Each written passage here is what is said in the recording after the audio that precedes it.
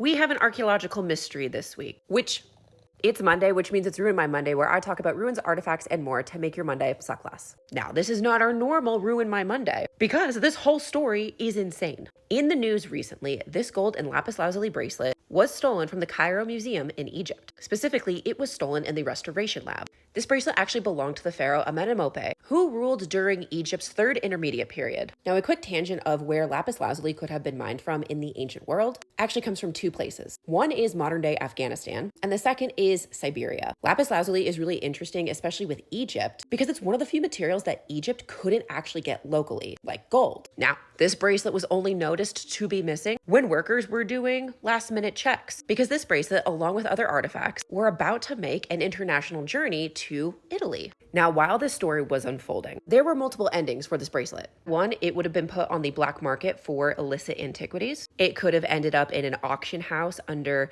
unsure provenance. It could have ended up in a private collector's hands, or it could have been melted down. Now, as of September 18th, authorities actually tracked this bracelet's movement from an individual working in the restoration lab, which, before you ask, there were no cameras working when this occurred. And then it jumped hands, where it ultimately ended up in a jewelry shop owner's possession. Per reporting, the shop owner said he sold it to a gold smelter who melted it down. Which, as an archaeologist and an art historian, this absolutely breaks my heart. For over 3,000 years, it was part of human history, and now it's gone. This is incredibly sad, especially when you realize how important gold was to the ancient Egyptians. But what do you guys think?